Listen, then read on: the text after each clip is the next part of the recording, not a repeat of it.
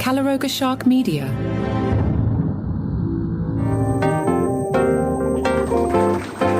Hey man, I'm Johnny Mac with your daily comedy news. Tom Segura was the guest on the Joe Rogan Experience. Oh, I keep forgetting to mention, I've been watching Bad Thoughts Season 2. I really like that show. The writing is so crisp, but the production is pretty impressive too. Like, the show looks great, but the ideas that Tom Segura has come up with for Bad Thoughts, just fantastic. I really enjoyed the sketch Black to School. Anyway, Segura was on with Rogan. The topic, the perceived decline of Los Angeles.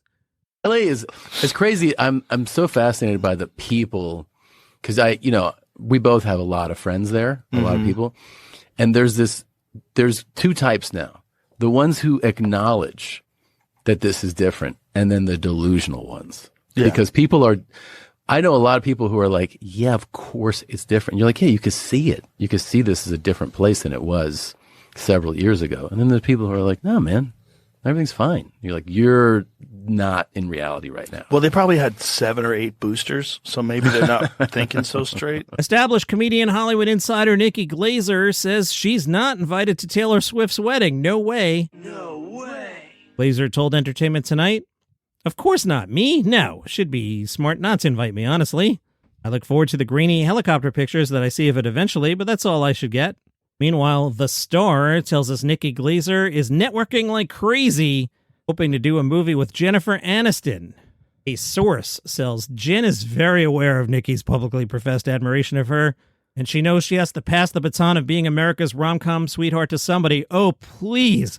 Who in Glaser's camp planted that quote? Yeah, Jennifer Aniston is passing the baton of being America's rom-com sweetheart to 41-year-old Nikki Glaser. Stop. But Jen is also realistic about what it takes to forge a decades-long career in the spotlight while keeping up a solid fan base who will follow you and your work anywhere. The Star reminds us Glaser got her big break in 2024 at the roast of Tom Brady. If you heard Friday's show, I shared some comments with Nikki Glaser, who I don't think wants to be a roast comedian. The source says if Nikki keeps pushing herself out of her comfort zone, she's going to have a cheerleader and a potential co-star in Jen. But the ball's in Nikki's court right now as she makes the first steps towards translating her comedy and award show fame. Stop. Award show fame? The Golden Globes twice? Stop.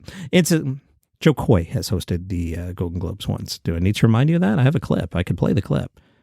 Into something bigger, like starring in major films, which is Nikki's goal at the moment. No way. No way. In October, Variety announced Nikki Glaser will write and star in an edgy romantic comedy. The source says Jen is watching with great interest to see how Nikki handles this challenge and rolls with the punches. Nobody's more aware than Jen that the road can get bumpy, and if Nikki shows real resilience and staying power and she navigates a changing Hollywood, only then is she going to get Jen's full endorsement and potential collaboration. Who is putting this out in the universe? Oh my goodness, such nonsense. Star Trek ruiner Patton Oswalt was discussing Bill Maher sucking up to the President of the United States. Here's Patton speaking with Dean Obadala. The reason that Trump is turning on Bill Maher is because Bill tried to, I'm sure with good intentions, tried to placate him, and you can't do that with him. By defying Trump, this is going to sound kind of weird, Colbert and Kimmel, yeah, Trump hates them, but he hates them because they don't love him.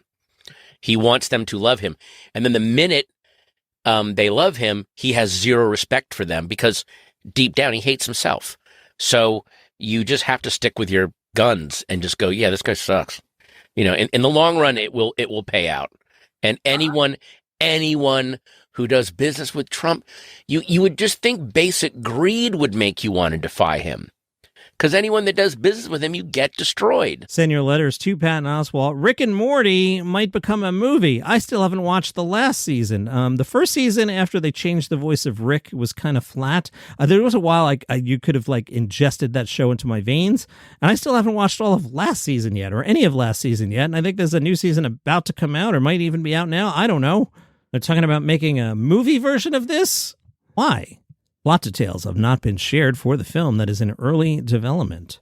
In 2023, series creator Dan Harmon told The Hollywood Reporter, "My philosophy would just to be take a Rick and Morty adventure and spend a bunch of extra money on it and make it 90 minutes long. Not to try to earn its feature status by virtue of canonical dramatic tone shifts or anything like that, but rather just make it a super badass episode of Rick and Morty. Derek Stroup explained to WRIF why he lives in New York City despite being from Alabama. Derek said, it was truly just a business move. Can you imagine if I said it was for quality of life? That wouldn't make any sense. Like I said, when you have this accent in life on stage, people try to put you in a box all the time. They think you got pretty pinned. So I lived in Denver for 9 years, and then I moved here to New York City just to show people that I'm not doing some pitchfork and overall type of comedy. I'm like Bill Burr raised in the woods. He's had to fight the perception of being a Southern comic. And I am a Southern comic. I'm a country dude, but that's not my whole story. I've got the type of comedy that people from anywhere can enjoy. It's not like I can get up there and do a bit about gardening squash and lose the crowd. It's pretty down the middle stuff for everybody. He's been a comedy mentor to Nate Bargatze. Now, Nate Bargatze discussed his own comedy mentor. Nate said, I remember seeing Bill Burr when I first started. He was a little older than me.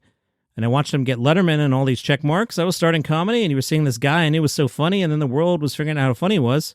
Does Nate think being clean hindered his career? He said, when I was starting to come up in 2008, everything was going that edgier route. I thought if I was a comedian in the 80s or 90s, I probably would have had a quicker ascent because I fit in with that era being clean.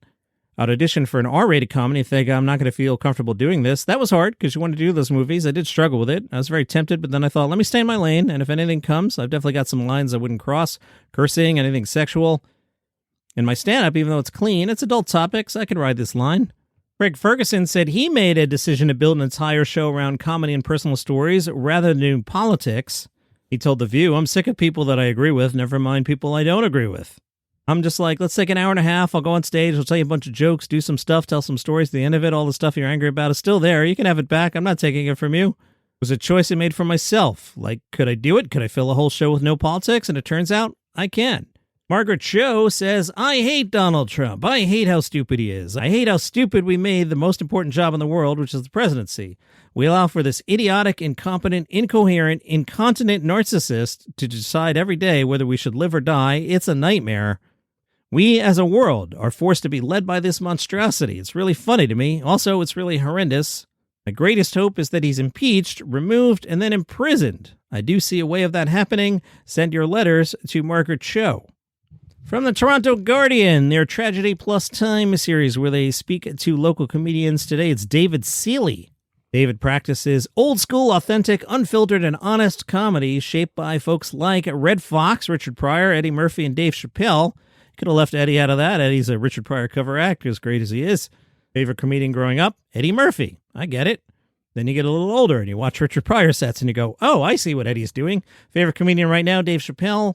What do you like about Toronto? Toronto has it all. From legal weed on every corner, at least 5 different kinds of pink eye, and a hockey team that's been practicing social distancing with the Stanley Cup. Ali Siddiq talked about crowd work. He said, I'm not a slapstick and I don't do crowd work, and you have to be able to follow storylines. I know people can do it. That's how I know Game of Thrones is so big. People watch movies. If you're coming to see his shows, be on time. That's the biggest thing. The later we start, the shorter my show gets for you, and I prefer to do anywhere from an hour to an hour 30. Deon Cole told the LA Times about crowd work. He said, if something happens while I'm doing my stuff, then fine, but I'm not going to create a crowd work environment. If it happens, it happens, but I'm not going to purposely create it. And I mean, to each his own to do that. And there's some people who are very funny at it, and there's some people that are like, what are you doing? And for a lot of audience members, I feel like they're being tricked a lot of times because a lot of comedians, they get up there and they're doing a meet and greet. Hey, what's your name? What do you do for a living? How many kids you got?